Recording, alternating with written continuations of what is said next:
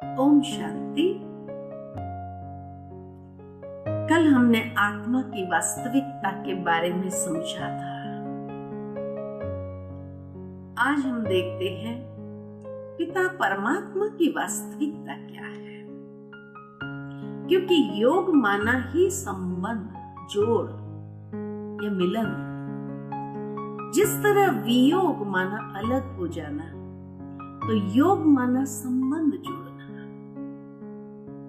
मनुष्य का संबंध अनेकों के साथ होता है। जब हमारा संबंध भौतिकता के साथ है तो कहेंगे भौतिक योग है। समय के साथ योग होता है तो कहते हैं समय का संयोग था।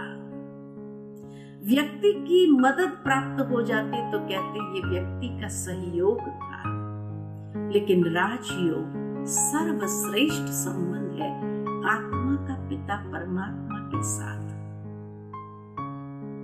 लेकिन जहां तक आत्मा का विषय आता है वहां तक तो एक ही मान्यता है कि हर कोई आत्मा के अस्तित्व को स्वीकार करता है। परंतु जहां परमात्मा का विषय आता है वहां आज दुनिया भर में अनेक मतांतर हो गए और इतनी सारी मतें हो गई ईश्वर के बारे में कि शायद जितना ही ईश्वर को समझने का प्रयत्न करते हैं उतना ही कहीं दूर तो नहीं हो रहे। तो वो परमात्मा की वास्तविकता क्या है, आज उसको न जानने के कारण मनुष्य हर कोई की पूजा करता रहता है और यही अंदर में सोच लेता भाई जो भी सही हो हमारी भावना को स्वीकार कर लीजिएगा, क्योंकि सत्य का परिचय नहीं है। नहीं तो सत्य एक होना चाहिए।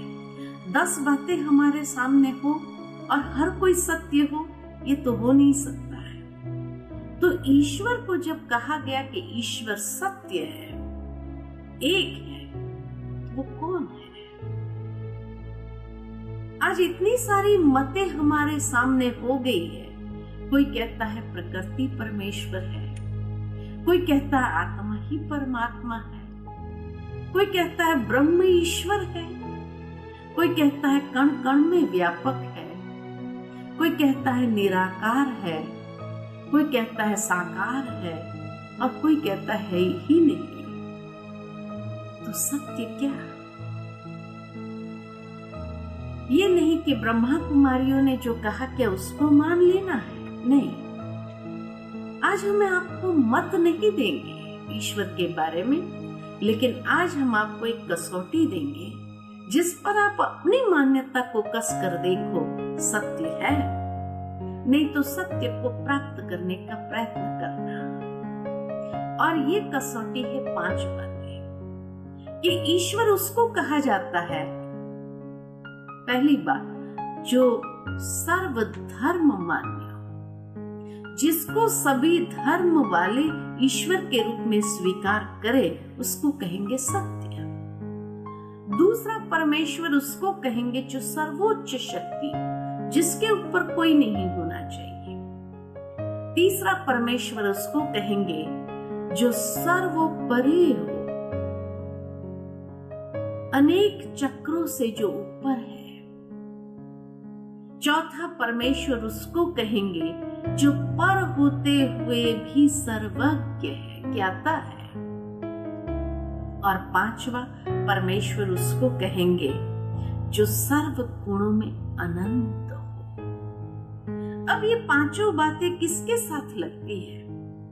तो जिस तरह एक पक्षी का पिता पक्षी है, पशु का पिता पशु है, मनुष्य का पिता मनुष्य है, तो आत्मा का पिता परमात्मा है। आत्मा का स्वरूप हमने देखा ज्योतिपुंज है, तो उसके पिता का स्वरूप भी तो वैसा ही होना चाहिए कि वो भी ज्योतिपुंज हो। जिसकी मान्यता हिंदू धर्म में ज्योतिर्लिंगम के रूप में की गई है। ज्योतिर्लिंगम यानी जो ज्योति का स्वरूप है। ज्योति की पूजा कैसे कर सके, इसलिए भारतवासियों ने एक आकृति दे दी जिस पर अपनी भावनाओं को अर्पित कर सके। लेकिन उसको कहा ज्योतिर्लिंगम कि ये ज्योति स्वरूप परमात्मा के यादगार की प्रति हम अपनी भावनाओं को अर्पित कर रहे हैं, जिसको नाम दिया सदा शिव, यानी जो सदा कल्याण करने वाले हैं।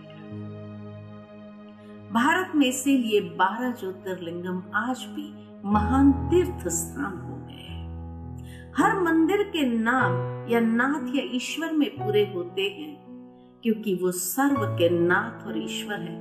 अमरनाथ, बबुलनाथ, भोलेनाथ, सोमनाथ, विश्वनाथ, पशुपतिनाथ, यह ईश्वर रामेश्वर, गोपेश्वर, विश्वेश्वर, पापघटेश्वर, महाकालेश्वर, ओमकारेश्वर सर्व के नाथ और ईश्वर है।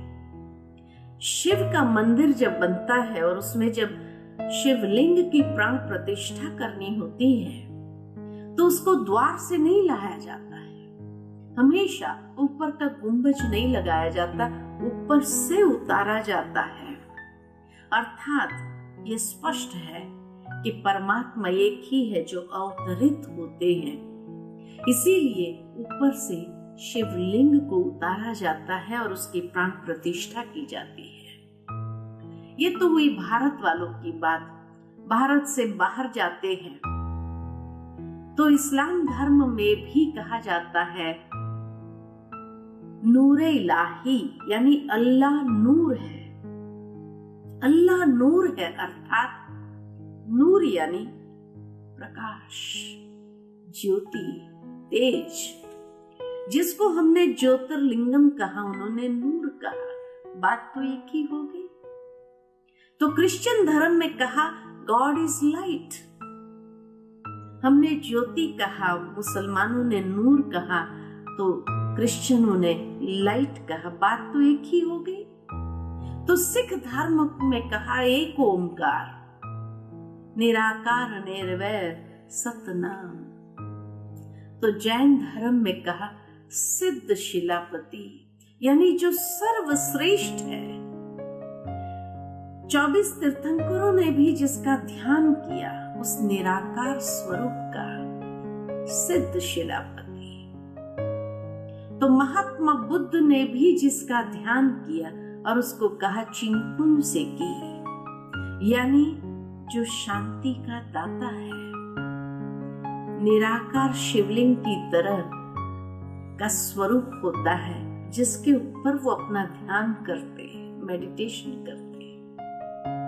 और पारसी धर्म में कहा अखंड ज्योति स्वरूप। तो पहली बात, पहली कसौटी, सर्वधर्म मान्य एक ही है, वही सर्वोच्च शक्ति है। इसीलिए शिव के साथ शब्द जुड़ता है शिव शंभु, कि जो स्वयं उत्पन्न हुआ है, जिसको उत्पन्न करने वाले कोई माता पिता नहीं है, और वही सभी चक्रों से पर है, अजन्मा है, जिसको काल नहीं खा सकते, अकाल मूर्त है, जो अकर्ता भोगता है, अव्यक्त पुरुष है, दुख हरता सुख करता है, इसलिए उसको हरि भी कहा गया है। और पर होते हुए भी सर्वज्ञ है, ज्ञाता है। इसलिए शिवलिंग के ऊपर 3 लकीर लगाई जाती, जो आदि मध्य अंत का ज्ञाता है। बीच में एक आंख होती है, अर्थात जो मनुष्य को भी आध्यात्मिक प्रज्ञा, दिव्य चक्षु विधाता है। और उसकी पूजा में 3 पत्र का बेल पत्र चढ़ता है, अर्थात जो ब्रह्मा विष्णु महेश के भी रचयिता है। और 5वीं बात, ज्योति बिंदु स्वरूप, अर्थात बिंदु की व्याख्या है अनंत, इन्फिनिट। तो सर्व गुणों में जो अनंत है, सर्वशक्तिमान जो है, तो 5 बातें उस एक के साथ ही लगती है, जो सर्वश्रेष्ठ परमेश्वर है। तो ये है परमात्मा का संपूर्ण सत्य परिचय, जिसके साथ हमें अपने मन के तार को जोड़ना है। यही राजयोग है। ओम